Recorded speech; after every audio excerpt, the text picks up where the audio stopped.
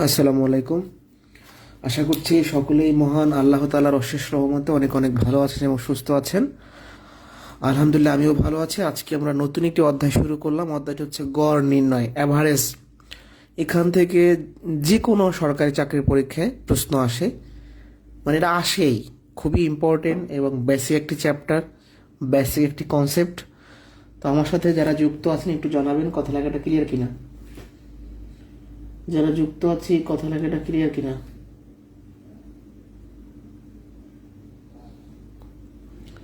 যারা যুক্ত আছি কথা লেখা ক্লিয়ার কিনা, শুরু করব আমি।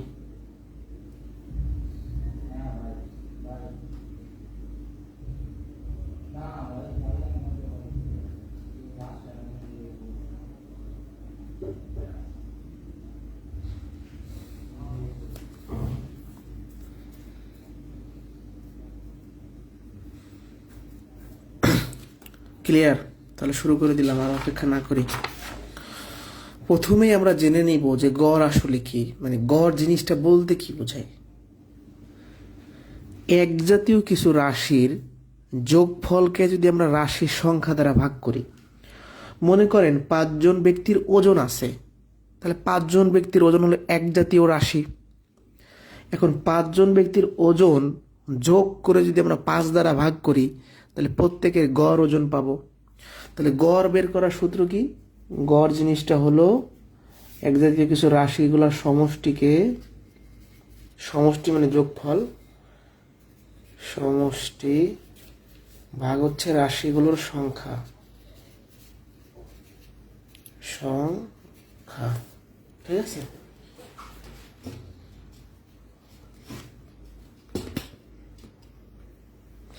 তাহলে গড়ের সূত্র হচ্ছে এক জাতীয় কিছু রাশির সমষ্টিকে রাশির সংখ্যা দ্বারা ভাগ করব। যেমন আমি বললাম কি 3 জন ব্যক্তির বয়স যথাক্রমে, ধরুন একজনের 20 বছর, একজন হচ্ছে 30 বছর, একজন মনে করেন 40 বছর। হ্যাঁ, 3 জন ব্যক্তির বয়স হলো একজনের 20, একজনের 30, একজনের 40।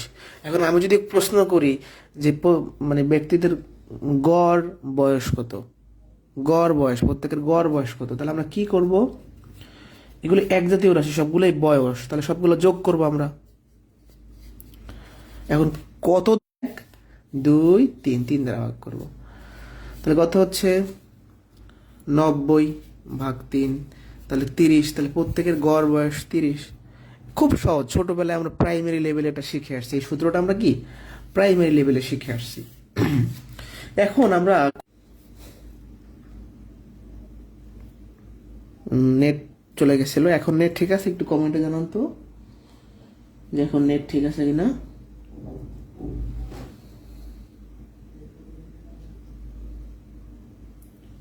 একটু জানাবেন।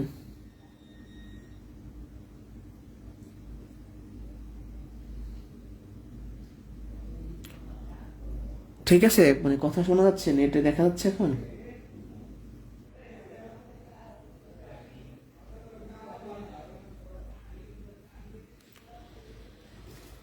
ওকে, তাহলে এখন আমরা পড়বো গড়ের সাথে সমষ্টির সম্পর্ক। আচ্ছা, আমরা গড়ের সূত্র কি জানি? জানি রাশিগুলোর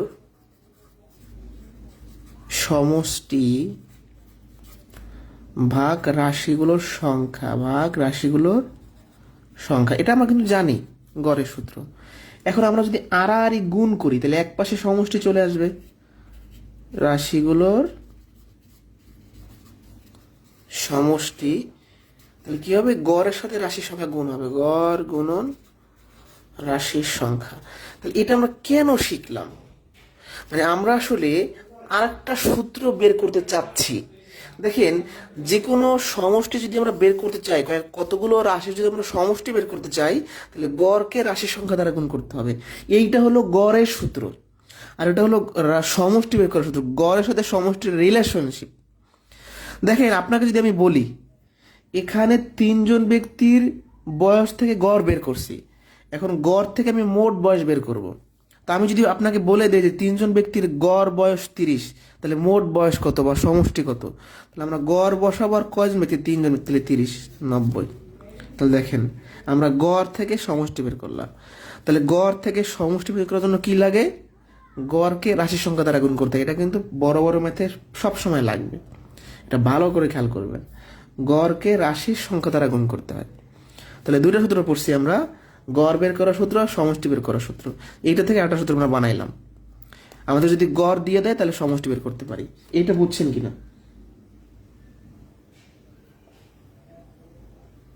এটা বুঝলে আমি সামনে যাই। হ্যাঁ, ছোটখাটো আলোচনা করলাম। এবার আমরা সিম্পল কিছু বিষয় দেখব, এগুলো একদমই প্রাইমারি লেভেলে আলোচনা, এগুলো পরীক্ষায় মাঝে মাঝে আসে, ঠিকঠাক ছোটখাটো পরীক্ষায়। তো সাধারণ গড়, একদম সিম্পল কিছু গড় আমরা দেখবো এখন। তো সিম্পল গড় প্রথমে বলছি কি, যে কয়েকটা সংখ্যা দেওয়া আছে, 3, 2, 5টা সংখ্যা দেওয়া আছে। 5টা সংখ্যা দিয়ে বলছি কি গড় কত। তাহলে আমরা কি করবো, 5টা সংখ্যাকে যোগ করব। 73, 75, 79 আর হচ্ছে 81। এবার কত দ্বারা ভাগ করব? রাশিগুলো তো আমরা যোগ করলাম, এখন ভাগ করব কত দ্বারা? কয়টা রাশি? 5টা, তাহলে 5 দ্বারা ভাগ করব।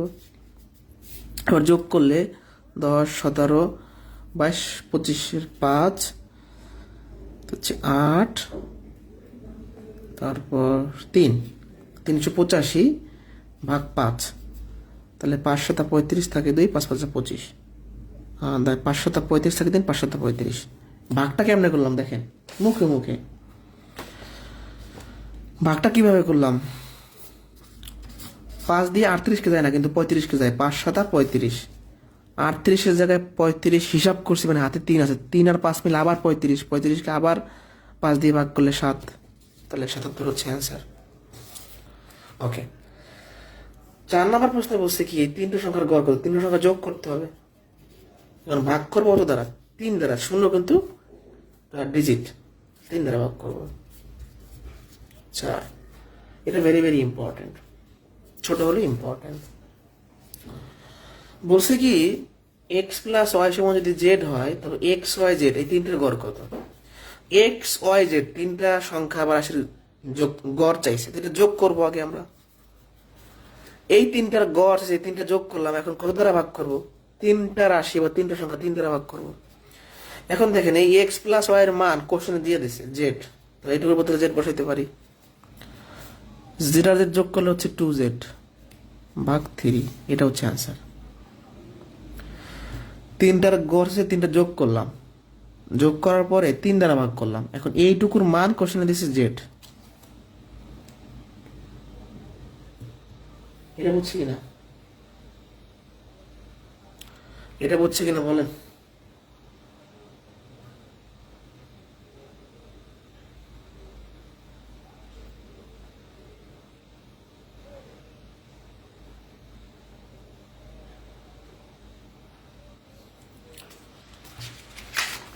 আচ্ছা, এবার আমরা ভগ্নাংশের গড় দেখবো। তো আসলে ভগ্নাংশের গড়ের আলাদা কোনো নিয়ম নেই, নর্মাল আমরা যেভাবে করি সেভাবেই করবো। যেমন এগুলো এটিও পরীক্ষাতে বেশি আছে, এটিও নিবন্ধনে। 3টা ভগ্নাংশের গড় চাইছে, তো গড় হলো যে যোগ করে যতগুলো রাশি তত দ্বারা ভাগ করতে হয়। তো 3টা ভগ্নাংশের গড় চাইছে, আমরা 3টা ভগ্নাংশ যোগ করব। এই যে প্রথম ভগ্নাংশ যোগ দ্বিতীয় ভগ্নাংশ যোগ তৃতীয় ভগ্নাংশ। এবার কত দ্বারা ভাগ করব? 3টে ভগ্নাংশ 3 দ্বারা ভাগ করব, নর্মাল নিয়মে। তো উপরে যোগ করেন, 4 হচ্ছে লসাগু 3, তারপর হচ্ছে নিচে থাকে হচ্ছে 3। এই কিন্তু উপরে আমরা এইটুকু যোগ করতেছি, এই যে এইটুকু।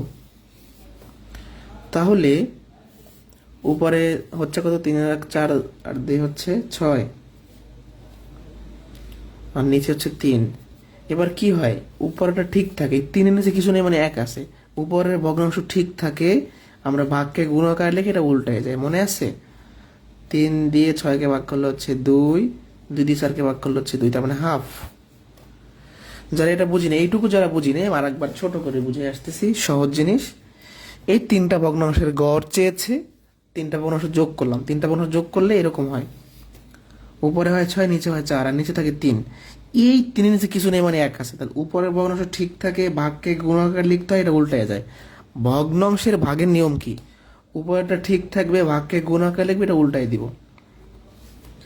প্রশ্ন 11তে বলছে 1/10 আর 1% এদের গড় কত? 1/10 এর মানে হলো 10 ভাগের 1 ভাগ, 1% এর মানে হলো 100 ভাগের 1 ভাগ। 1 সহস্রাংশ যদি বলে, তার মানে কি 1000 ভাগের 1 ভাগ।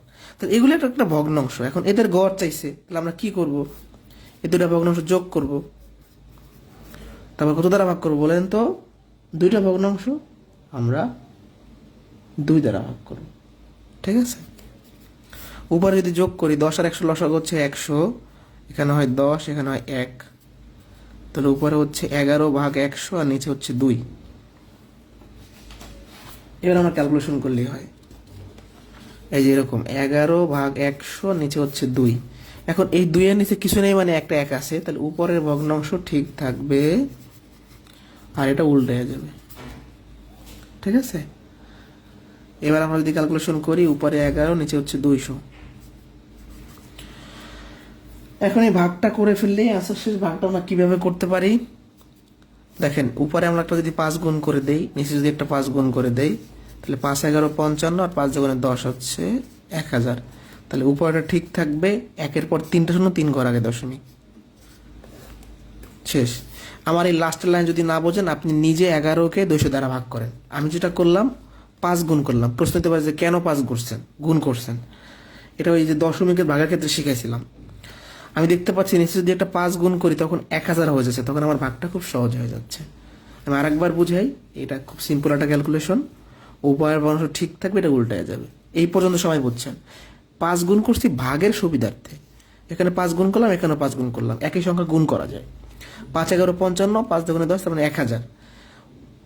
1-এর পর শূন্য থাকলে ভাগগুলা খুব ইজি। উপরের সংখ্যাটা লিখতে হয়, 1-এর পর যে কটা শূন্য সেই কয় ঘর আগে দশমিক। এই পর্যন্ত ডান কিনা? এগুলো কিন্তু পরীক্ষাতে আসে, নিবন্ধন পরীক্ষা, এটিও পরীক্ষায় আসে। বুঝছে কিনা এটা বলেন?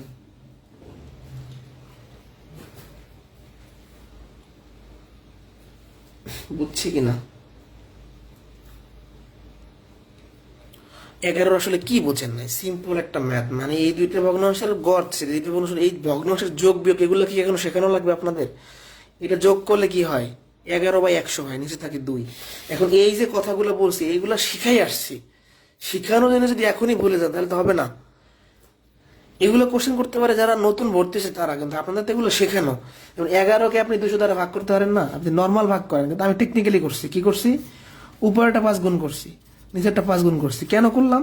কারণ আমি দেখতে পাচ্ছি 5 দুগুণে 10, তার মানে 1-এর পর শূন্য হয়ে যাবে।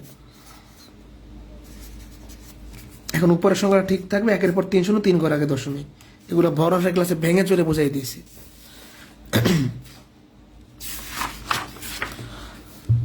সবাই সেটা লেখেন, মানে এখান থেকে প্রশ্নের সম্ভাবনা অনেক বেশি, টাইপ 3 থেকে, মানে এখান থেকে অনেক প্রশ্ন বানানো যায়। সবাই লেখেন, ভেরি ভেরি ইম্পর্টেন্ট। সবাই লেখেন দ্রুত। টাইপ 3 থেকে অনেক প্রশ্ন করা যায়, তো এগুলো অনেক বেশি আছে। বিশেষ করে প্রাইমারিতে একটা কোশ্চেন থাকে, এখান থেকে প্রাইমারিতে একটা প্রশ্ন প্রায় আসে, মানে আসেই। তো যাই হোক, আমরা শুরু করি। 25, 30, 40 এবং এক্স এর গড় 35 হলে এক্স এর মান কত? অজানা রাশি মানে কি? আমরা যেটা জানি না, এখানে এক্সটা অজানা। তো আগে দেখেন, আমি একদম আস্তে আস্তে ধীরে ধীরে বুঝাই দিচ্ছি। গড়ের সূত্র আসলে কি? যে সমষ্টি ভাগ রাশির সংখ্যা, এটা আমরা জানি। তাহলে এখন এই যে 4টি সংখ্যার গড় দেওয়া আছে, 35 বসাইলাম, যোগ করেন। এখন কত দ্বারা ভাগ করব? 4টি, তাহলে 4 দ্বারা ভাগ করব।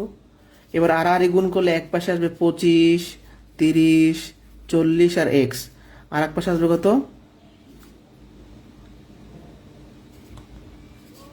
তাই না? 140। এবার ভালো করে খেয়াল করি, ক্যালকুলেশন করলেই শেষ। এখানে হচ্ছে কত? 70, 95 নাকি? 95 প্লাস এক্স সমান 140, অতএব এক্স সমান হচ্ছে 140, এই 95 বিয়োগ হয়ে যাবে, তাহলে 45 হচ্ছে আমাদের অ্যান্সার। এই একটা ম্যাথ বুঝলে এখান থেকে অনেকগুলো প্রশ্ন তৈরি করা যায়। যারা বুঝি নাই, এটা আমার গড়ের সূত্র। এই 4টি সংখ্যার গড় দেওয়া আছে 35, গড়ের জায়গায় বসাইলাম 35, সমষ্টি তাহলে 4টা যোগ করতে হবে, রাশির সংখ্যা 4টা রাশি 4 দ্বারা ভাগ করতে হবে। এবার এখান থেকে এক্স এর মানটা বের করতে হবে। 15 নম্বর কোশ্চেনটা দেখেন, এর অনেকগুলো প্রশ্ন আছে, আমি একটা দেখাই দিব। পরীক্ষায় ক এর প্রাপ্ত নম্বর যথাক্রমে 70, 85 ও 75। চতুর্থ পরীক্ষায় তাকে কত নম্বর পেতে হবে যেন তার গড় প্রাপ্ত নম্বর 80 হয়। তাহলে এই 80 হলো 4টা পরীক্ষার নম্বর। কয়টা? 4টা।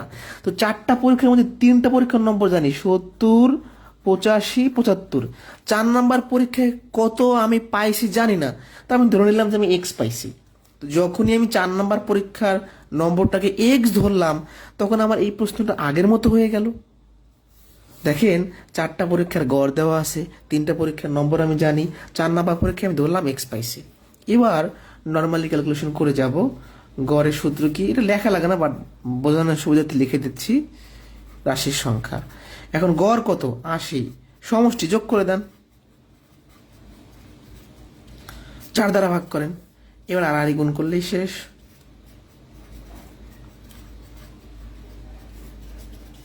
তাই না? তাহলে এখানে হচ্ছে কত? 10, 3, তারপর হচ্ছে 2, 320। অত এক্স এর মানটা কত হবে? এই 230 এখানে বিয়োগ হয়ে যাবে, তাহলে 0 আর হচ্ছে 90 না, 70 আর 20, 90। এক্স এর মান বেড়ে গেল, তার মানে চতুর্থ পরীক্ষায় তাকে 90 নম্বর পেতে হবে। এই একটা ম্যাথ, মানে 15 নম্বর ম্যাথ বুঝলে এখানে নম্বর থাকতে পারে, খেলোয়াড়দের রান থাকতে পারে, ওজন থাকতে পারে, বয়স থাকতে পারে, অনেক কিছু থাকতে পারে, কিন্তু ঘটনা আছে এটা এখনো বুঝি নাই। পরীক্ষায় কয়ের প্রাপ্ত নম্বর যথাক্রমে 70, 85, 75। চতুর্থ পরীক্ষায় তাকে কত নম্বর পেতে হবে যেন তার গড় নম্বর 80 হয়।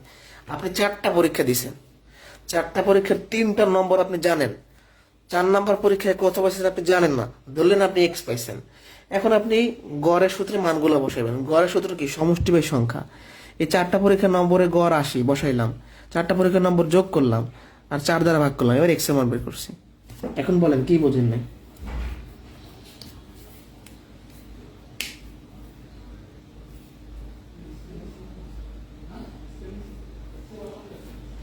এখন বলেন কোথায় সমস্যা, আর বুঝলে ডান লেখেন।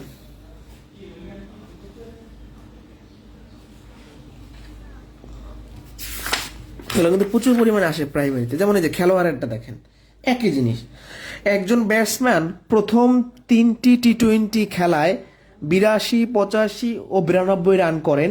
চতুর্থ খেলায় কত রান করলে তার গড় রান 87 হবে? তো 4টা খেলার মধ্যে 3টা খেলার রান আমি জানি, 4 নাম্বারটা আমি জানি না, ধরলাম এক্স। তাহলে প্রথমটায় 82, পরেরটায় 85, পরেরটায় 92, লাস্টটা আমি এক্স ধরলাম। এখন আমার যে গড়ের সূত্র, আমি জাস্ট মান বসাই দিব, রাশিগুলোর সমষ্টি ভাগ রাশিগুলোর সংখ্যা, তাই না? গড় কত? 87, যোগ করেন 82, 85, 92 এক্স। সংখ্যা কয়টা? 4টা খেলা, 4টা হলে 4টা, 5টা হলে 5টা, ইচ্ছা মতো আর কি, প্রশ্ন ইচ্ছা মতো দিতে পারে, 5টা বলতে পারে, 4টা বলতে পারে, মানে একটা আমরা জানবো না, অজানা আমাদের। 4 নাম্বার খেলাটা কি অজানা ছিল। এবার এক পাশে নিয়ে আসেন সব, আর গুণ করলে কি হয়? 4 7 28, 8, 8 থেকে 2, 4 32, আর 2 34, 5 2 7 আর 2 9, 4 17,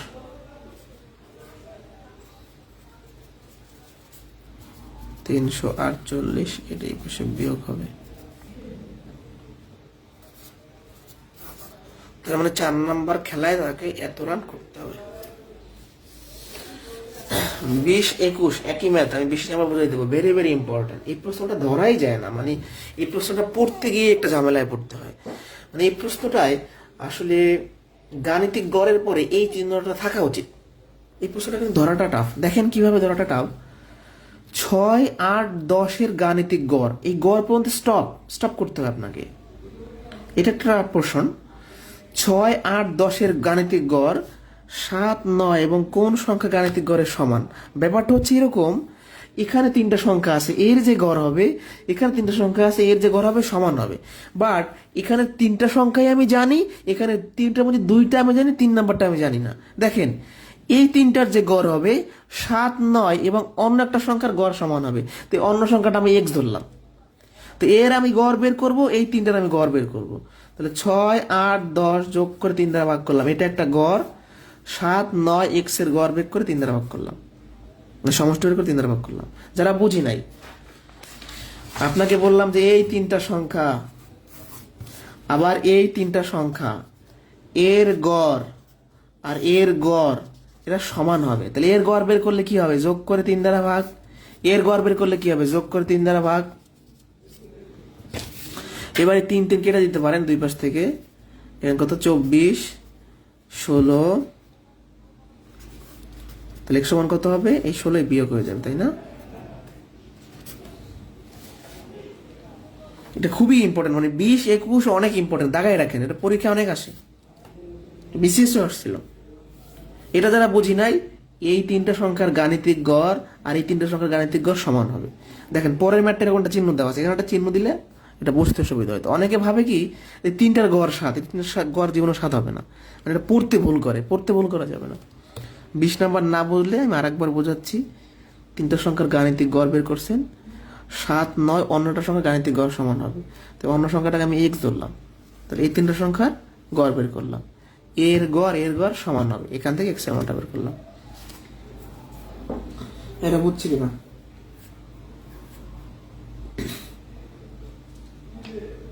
এটা বুঝছি কি না?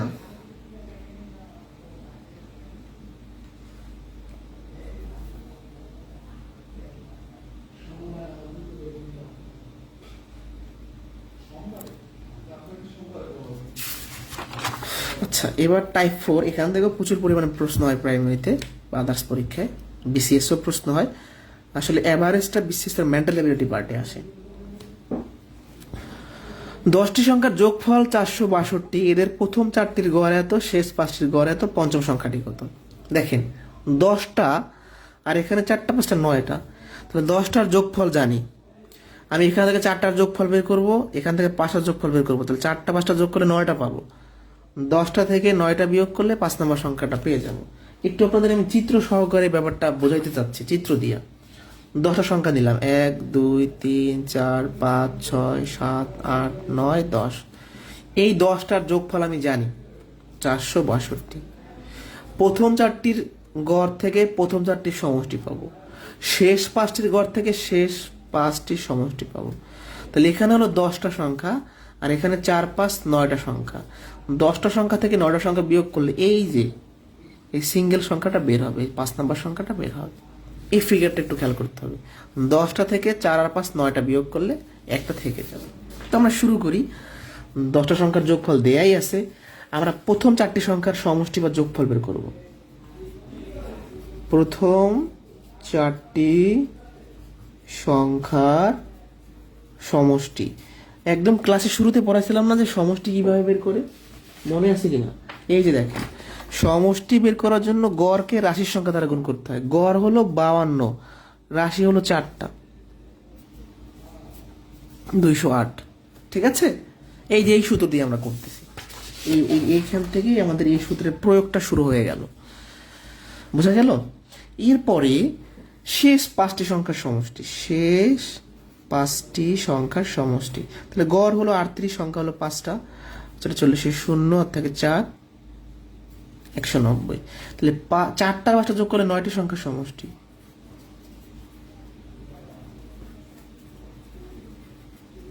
তাহলে 208 যোগ 190, 398। তাহলে 4টি সংখ্যা যদি আমরা সমষ্টি বের করি, 5টা যদি বের করি, মোট 9টা সংখ্যার সমষ্টি পাই। এবার পঞ্চম সংখ্যা চাইছে, তো আমরা কি করব? 10টা সংখ্যা থেকে, টোটাল 10টা সংখ্যার যোগফল থেকে 9টা সংখ্যা যদি বিয়োগ করে দেই তাহলেই হচ্ছে 64। তাহলে পঞ্চম সংখ্যা হবে 64, একদম ইজি। 22 নাম্বার বুঝলে এর সব ম্যাথ বুঝবেন, মানে একটা বুঝলে পরের 5টা অঙ্ক বুঝবেন। এই একটা যদি বোঝেন, একটা যারা বুঝিনি আর একবার, 10টা সংখ্যা আপনার হাতে আছে, প্রথম 4টির সমষ্টি বের করছেন, শেষ 5টির সমষ্টি বের করছেন, তাহলে 4টার 5টা বের করে 9টার সমষ্টি বের করছেন, তাহলে 10টা থেকে 9টা বিয়োগ করলে একটা সংখ্যা পাবেন কি পাবেন না বলেন? এবার 25 নাম্বার, 11টি সংখ্যার গড় 30, প্রথম 5টি সংখ্যার গড় 25, শেষ 5টি সংখ্যার গড় 28। ষষ্ঠ সংখ্যাটি কত? এই ম্যাথ হুবহু সেম, বাট এখানে যেটা করছিল সরাসরি সমষ্টিটা দিয়ে দিছিল, আর এখানে সমষ্টি দেয় নাই, গড় দিছে, বের করতে হবে। তো আমরা 11টা সংখ্যার গড় সমষ্টি বের করি। 11টি সংখ্যার সমষ্টি, গড় হলো 30, সংখ্যা হলো 11টা, 330। প্রথম 5টা সমষ্টি বের করি।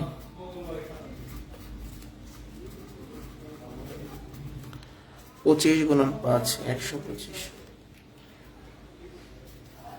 শেষ 5টি সমষ্টি, 44 0 থেকে 4,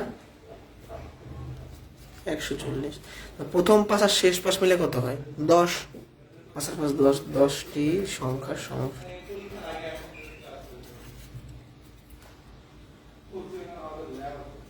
$265 হয় না? 265। এবার 11টি সংখ্যা থেকে আমি যদি 10টা সংখ্যা বিয়োগ করে দিলে 6 নাম্বার যে সংখ্যাটা, ষষ্ঠ যে সংখ্যাটা আছে, এটা থাকবে। তাহলে 330 মাইনাস 265, 5 6 হলো অ্যান্সার। বুঝতে পারছি কিনা বলেন? এই পর্যন্ত ডান কিনা?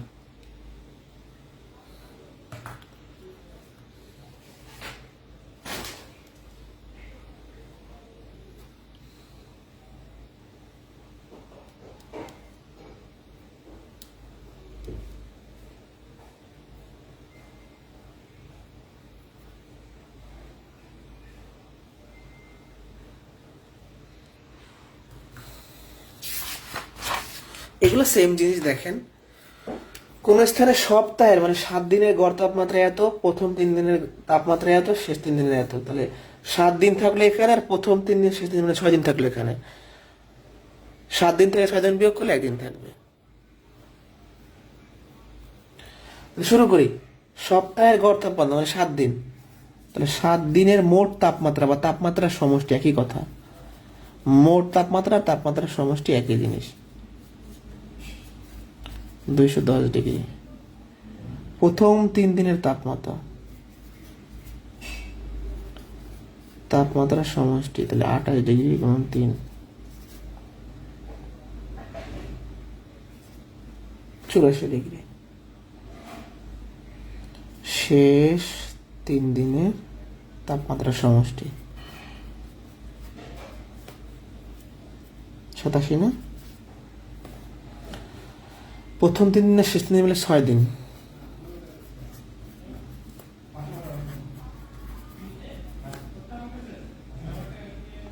সাত 4 11, তাহলে 171 ডিগ্রি, তাই না? এখন 7 দিনের তাপমাত্রা থেকে আমরা যদি 6 দিন বিয়োগ করি, তাহলে চতুর্থ দিনের তাপমাত্রা থাকবে।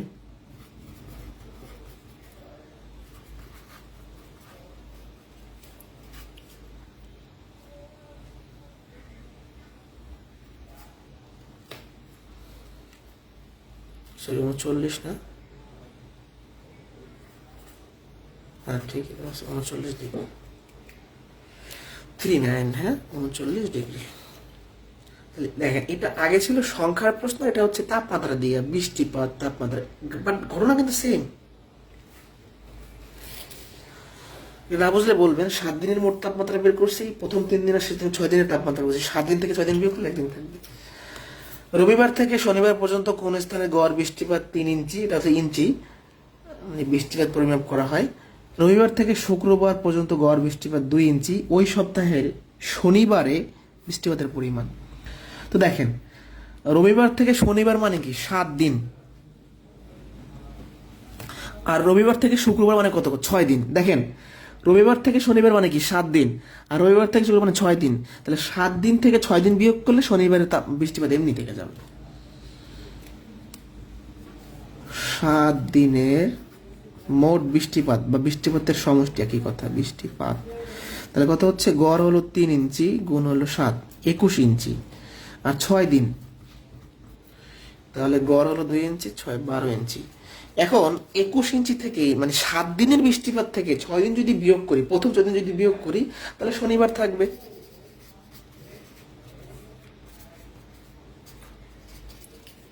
9 ইঞ্চি, এটা হচ্ছে অ্যান্সার। বুঝতে পারছি এই পর্যন্ত ডান কিনা? আমাদের কিন্তু এখন ভাইটাল চ্যাপ্টারগুলো শুরু হবে, অর্থাৎ গড়, পার্সেন্টেজ, তারপর হচ্ছে আপনার সুদ কষা, লাভ ক্ষতি, অনুপাত, বয়স, মানে আমাদের পাটিগণিতের এখন বড় বড় চ্যাপ্টারগুলো আমরা ক্রস করবো। হ্যাঁ, এই কয়েকদিন কিন্তু খুব মানে কনসার্ন থাকতে হবে। এবং শতকরা যখন শুরু করবো, আপনি প্রিভিয়াস যদি কোনো ক্লাস নাও করে থাকেন, আপনি যদি শতকরা থেকে শুরু করতে পারবেন। অ্যাটলিস্ট শতকরা, সুদ কষা, লাভ ক্ষতি, এই 3টা চ্যাপ্টার ভালো করে করেন আমার সাথে। 29 নম্বর খুবই সহজ। প্রথম ও দ্বিতীয় সংখ্যার গড় এত, প্রথম, দ্বিতীয়, তৃতীয় সংখ্যার গড় এত, তৃতীয় সংখ্যাটি কত? একদম সিম্পল জিনিস। এই 2টার সমষ্টি বের করবো, এই 3টার সমষ্টি বের করবো। 3টা থেকে 2টা বিয়োগ করলে 1টা থাকবে। 2টি সংখ্যার সমষ্টি, তাহলে কত? গড় হইলো 25, সংখ্যা 2টা 50। 3টি সংখ্যার সমষ্টি, গড় হলো 30, সংখ্যা 3টা 90। তাহলে দেখেন তৃতীয় সংখ্যা চাইছে, তো 3টা সংখ্যার সমষ্টি থেকে 2টা বিয়োগ করলে তৃতীয় সংখ্যা 40। একদম ছোট বাচ্চাদের অঙ্ক। 31 নম্বর ইম্পর্টেন্ট, নিবন্ধনে আসছিল সম্ভবত কলেজ পর্যায়ে। 5টি সংখ্যার গড় 40, এর সাথে 3টি সংখ্যা যোগ করা হলো, সংখ্যা 3টার গড় হলো 22, সমষ্টিগতভাবে 8টি সংখ্যার গড়। খুবই সিম্পল, আমরা কি করব? 5টা সংখ্যার সমষ্টি বের করব আর 3টা সংখ্যার সমষ্টি বের করতে যোগ করলে 8টা সংখ্যার সমষ্টি পাবো, তাই না? তারপর 8 দ্বারা ভাগ, মানে হচ্ছে 8 দ্বারা ভাগ করলে হবে। তো তাহলে শুরু করি। 5টি সংখ্যার সমষ্টি 40 গুণন 5, 200 না? গড়কে আমরা গুণ করলাম। 3টি সংখ্যার সমষ্টি, 3টা যোগ করছি, তাহলে গড় হলো 22, সংখ্যা হলো 3টা। 5 দিন 8টি সংখ্যার সমষ্টি, অতএব গড়। সমষ্টিকে রাশির সংখ্যা দ্বারা ভাগ করতে হবে, 8 দ্বারা ভাগ করতে হবে, তাই না? 3 × 24, 3, 3 × 24 থাকতেছে 2, আবার 3 × 24, 33 সামথিং। ভাগটা দেখেন কিভাবে করা যায়। নর্মাল ভাগ যাকে বলে সেটাই আমরা করব। 24 থাকে 2, আবার 24 থাকে হচ্ছে 2, তাই না? দশমিক দিয়ে 0, 8 দুগুণে 16 থাকে হচ্ছে 4, আর একটা 0, 5 × 40 থাকে হচ্ছে 33.25। এটা ডান। এটা কিন্তু ইম্পর্টেন্ট। 5টা সংখ্যা সমষ্টি বের করলাম, 3টার সমষ্টি বের করলাম, 5 আর 3টা 8টার সমষ্টি বের করলাম, 8টার সমষ্টিকে 8 দ্বারা ভাগ করলাম।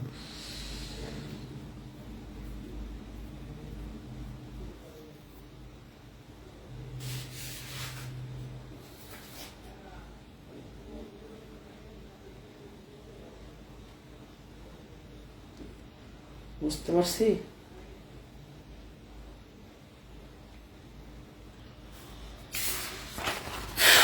32, 33 আসলে সবই ইম্পর্টেন্ট, কিন্তু যেগুলো একটু বলি এগুলো বেশি আসে পরীক্ষায়, এই আর কি। এক দোকানদার 12 দিনে 504 টাকা আয় করলেন। প্রথম 4 দিনের গড় আয় 40 টাকা হলে বাকি দিনগুলোর গড় আয় কত? 12 দিনের 4 দিন দেওয়া আছে, তাহলে 12 থেকে 4 বিয়োগ করলে বাকি 8 দিনের আয় লাগবে। 8 দিনের আয়কে 8 দ্বারা ভাগ করলে গড় পাবো, তাই না?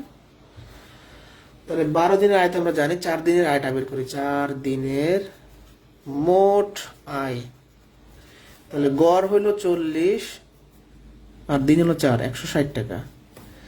তাহলে 12 দিনে সে 504 টাকা আয় করে, এর মধ্যে 4 দিনে আয় করে 160 টাকা। তাহলে আমরা যদি 12 দিনের আয় থেকে 4 দিনের আয় বিয়োগ করি, 8 দিনের আয় পাবো। আপনি 12 দিনে এত টাকা আয় করেন না, প্রথম 4 দিনে 160 টাকা আয় করেন, ঠিক আছে?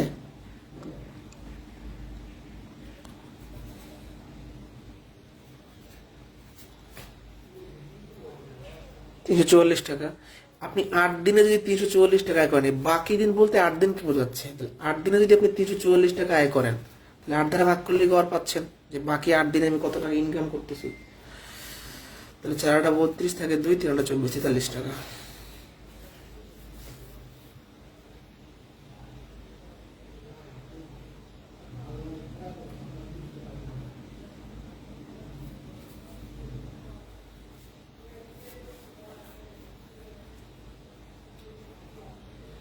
ঠিক আছে? এটা না বুঝলে বলবেন। আপনি 12 দিন ডিউটি করছেন, টোটাল এত টাকা ইনকাম করছেন, প্রথম 4 দিনে আপনি 160 টাকা ইনকাম করছেন, বাকি দিনে গড়ে কত টাকা ইনকাম করবেন? তাহলে আপনি কি করবেন? 12 দিনের ইনকাম থেকে প্রথম 4 দিনের ইনকাম বিয়োগ করবেন, 8 দিনের ইনকাম থাকবে। 8 দিনের ইনকামকে 8 দ্বারা ভাগ করলে গড় পাবেন। 8 কোথা থেকে আসছে? 12 দিনের মধ্যে প্রথম 4 দিন বসে, তাহলে 12 থেকে 4 বিয়োগ করলে বাকি থাকে 8 দিন। বাকি দিন বলতে 8 দিনকে বোঝাচ্ছে। একজন শ্রমিক প্রতিদিন প্রথম 8টি ঘন্টা কাজের জন্য ঘন্টায় 10 টাকা এবং পরবর্তী সময়ে ঘন্টায় 15 টাকা করে মজুরি পায়। দৈনিক 10 ঘন্টা কাজ করলে তার ঘন্টা প্রতি গড় মজুরি কত? খুব সিম্পল জিনিস। আপনি মোট 10 ঘন্টা ডিউটি করেন, তাহলে প্রথম 8 ঘন্টা আপনার ফিক্সড ডিউটি, পরবর্তী 2 ঘন্টা আপনার ওভার টাইম যেটাকে বলা হয়। তাহলে মোট আপনি গড়ে ঘন্টা প্রতি কত টাকা পাচ্ছেন? তো আপনি প্রথম 8 ঘন্টায় প্রত্যেক ঘন্টায় 10 টাকা পাবেন, আর ওভার টাইমে প্রত্যেক ঘন্টায় আপনি 15 টাকা পাবেন। তো খুব সিম্পল, আমরা প্রথম 8 ঘন্টার আমরা মোট টাকাটা বের করব, পরবর্তী 2 ঘন্টা, পরবর্তী সময় বলতে কিন্তু 2 ঘন্টা। বলতে পারেন যে 2 কিভাবে বুঝলেন? মোট 10 ঘন্টা ডিউটি করি, তাই প্রথমে যদি 8 ঘন্টা করি, বাকি থাকে 2 ঘন্টা, তাহলে 8 ঘন্টায় মোট ইনকাম কত? 8 ঘন্টার মোট মজুরি তাহলে কত? 10 টাকা যদি ঘন্টায় পাই, তাহলে 8 ঘন্টায় 80 টাকা পাবো। আর পরবর্তী সময় বলতে 2 ঘন্টা, কারণ 8 আর 2 10, ঘন্টায় 15 টাকা পাই, তাহলে 2 ঘন্টায় 30 টাকা পাবো।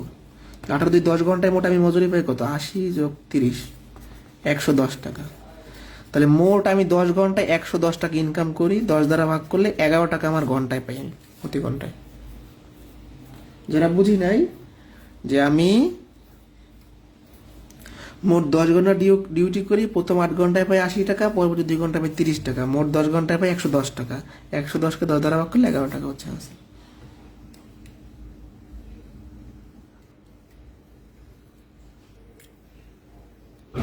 এটা বুঝছি। আমাদের পরিশ্রমের আজকে দেখাই দিব আপনাদের। আগামী ক্লাসে ছিল গড় শেষ করব, চেষ্টা করব আর কি। আর কোর্স আপনার যদি মনে হয় যে স্লো আগাচ্ছে, সেটা বলতে পারেন, আমি খুব দ্রুত শেষ করতে পারবো। ক্লাস বাড়াই দিব, আপনাদের উপর ডিপেন্ড করে। 34 প্রতি সেম জিনিস। পি কিউ দুইটা সংখ্যা সমষ্টি এত, আর অন্যটা সংখ্যা যার মানে এত। পি কিউ আর এর গড় চাইছে। তিনটার গড়ের জন্য 3টা সমষ্টি লাগবে, সমষ্টি। এখন পি কিউ যোগ করলে হয় 72, দুইটার সাথে 3 নাম্বার সংখ্যা যদি আমরা যোগ করি, যারা বুঝি নাই আমার একবার বোঝাবো। ধরেন আপনার মায়ের বয়স আর আপনার পর যোগ করলে 72 হয়। এর সাথে যদি আপনার ছোট ভাইয়ের, এর সাথে যদি আপনার খালার বয়স যোগ করেন, তাহলে 3 জনের বয়স পাবেন কিনা? তাহলে ভালো করে খেয়াল করেন, দুইটা সংখ্যা যোগ করলে হয় 72, দুইটা সংখ্যার সাথে 3 নাম্বার সংখ্যা যোগ করলে 3টা সংখ্যার যোগফল পান কি পান না? এবার 3টা সংখ্যার যোগফলকে 3 দ্বারা যদি আমরা ভাগ করি, তাহলে আমাদের গড় শেষ, তাই না? 3 3 9 থাকে হচ্ছে 24 38। যারা বুঝি নাই, আপনি অ্যান্সারের দিকে তাকান, চাইছে কি প্রশ্নে? পি কিউ আর, 3টার গড়, 3টা গড়ের জন্য 3টার যোগফল লাগবে। কিভাবে পাবো? এটা কত? 2টার যোগফল। 2টার যোগফলের সাথে 3 নাম্বার সংখ্যাটা যোগ করলে 3টার যোগফল হয় কি হয় না? 3টার যোগফলকে 3 দ্বারা ভাগ করলে 38 হয়। 3 কেন? 3টা সংখ্যা, ঠিক আছে?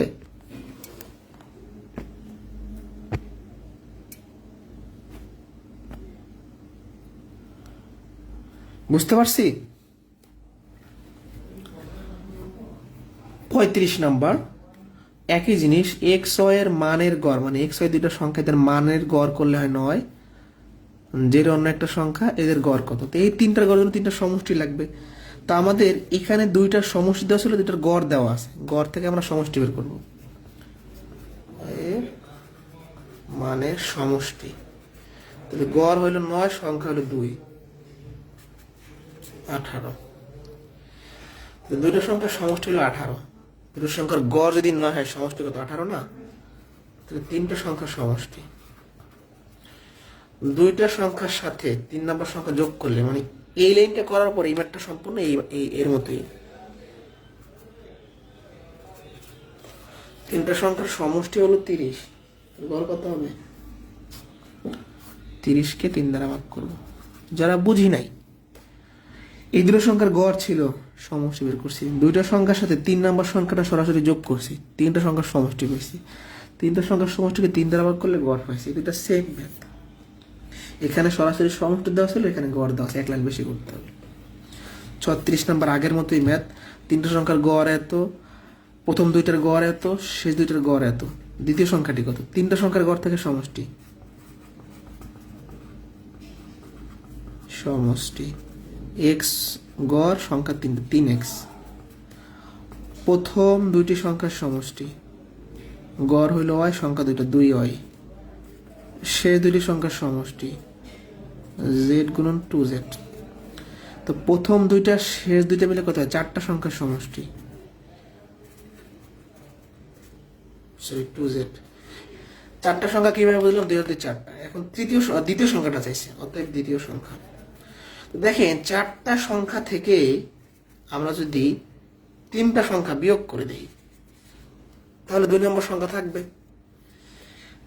এই যে দেখেন 4টি সংখ্যার যোগফল হলো এইটা। 4টা সংখ্যা থেকে 3টা যদি বিয়োগ করি, তাহলে দ্বিতীয় সংখ্যাটা থাকবে। 3টা বিয়োগ করলাম, এটাই হচ্ছে অ্যান্সার। যারা বুঝি নাই, 3টা সংখ্যার সমষ্টি বের করছি, প্রথম দুইটার সমষ্টি বের করছি, শেষ দুইটা সমষ্টি বের করছি। প্রথম দুইটা শেষ দুইটা যোগ করলে 4টার সমষ্টি বের করছি। 4টা সংখ্যা থেকে 3টা বিয়োগ করলে একটা পাবো, এটাই হবে অ্যান্সার।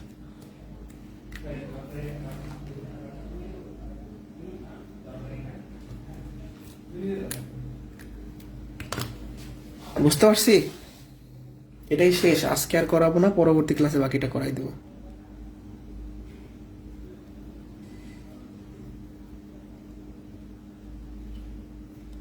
কোনো সমস্যা? এটা বুঝলে আজকে এই পর্যন্তই, পরবর্তী ক্লাস আপনার সাথে দেখা হচ্ছে। আগামী ক্লাসে গড় শেষ চেষ্টা করবো শেষ করে। আজকে আরো করানো যায়, আজকে আর আধা ঘন্টা 1 ঘন্টা পড়াইলে শেষ হবে, দরকার খেতে পরেশান না। ঠিক আছে, ঠিক আছে, আল্লাহ হাফেজ, ভালো থাকেন, পড়াশোনা করেন। এই যেগুলো পড়াছে এগুলো চোখে আবার একটু দেখেন, প্র্যাকটিস করেন। বাসায় এখনই একটু 10-15 মিনিট রেস্ট করে একটু কফি চা খেয়ে এখনই দেখেন, এখন একটু খাতায় নিজেরা করেন। শুধু আমি বুঝাইলে হবে না, যে কোনো টিচার বুঝাইলে আপনি বুঝবেন। নিজে একা ম্যাথ পারেন কিনা সেটা হলো মেন কথা। একা পারতে হবে। আমি বুঝাইলে বুঝবেন, অন্য কোনো টিচার বুঝাইলে বুঝবেন, একবার না মানে 10টা ম্যাথ বুঝাইলে 8টা বুঝবেন, 5টা বুঝবেন। কিন্তু আপনি একা পারেন কিনা, একটা ম্যাথ আননোন না দেখে একটা আননোন প্রশ্ন আপনি পারেন কিনা সেটা আপনাকে জানতে হবে, পারতে হবে। শুধু আমি করাই দিলাম, বারবার প্র্যাকটিস করতে হবে। মানে খাতায় একটা ম্যাথ 5 বার করে করেন, আমার শীটের একটা ম্যাথ 5 বার করে করেন, তারপর আপনি ম্যাথে ভালো করেন না করেন তখন আমাকে বললেন। আপনি এই ম্যাথ একটা 5 বার করে করেন খাতায়, এবং খাতায় করতে হবে, শুধু চোখে দেখলে হবে না, পরীক্ষা ভুলে যাবেন। খাতায় 5 বার করে করেন, তারপর বললেন যে পারেন কিনা। ঠিক আছে? এবং কোর্সের মানে পাটিগণিত শেষ হলে একটা অ্যাসাইনমেন্ট থাকবে। অ্যাসাইনমেন্ট হচ্ছে পুরো পাটিগণিতের যত হোমওয়ার্ক আছে, যেগুলো অ্যান্সার শিটে নাই হোমওয়ার্ক, এবং যেগুলো অ্যান্সার নেই সব করে জমা দিতে হবে, অ্যাসাইনমেন্টটা দিব। ঠিক আছে? পাটিগণিত শেষ হলে একটা অ্যাসাইনমেন্ট থাকবে, একদম সংখ্যা পদ্ধতি থেকে পরিমাপ পর্যন্ত যত ম্যাথ শিটের অ্যান্সার নাই, হোমওয়ার্ক বলেন বা মাঝখানে যেগুলো আমি করাই না, সবগুলো খাতায় করে জমা দিতে হবে। কারণ আপনারা নিজেরা জীবনেও ম্যাথ করবেন না, শুধু দেখে যাবেন। অ্যাসাইনমেন্টটা বলে দেবো, হ্যাঁ? শেষ হোক আগে। আল্লাহ হাফেজ।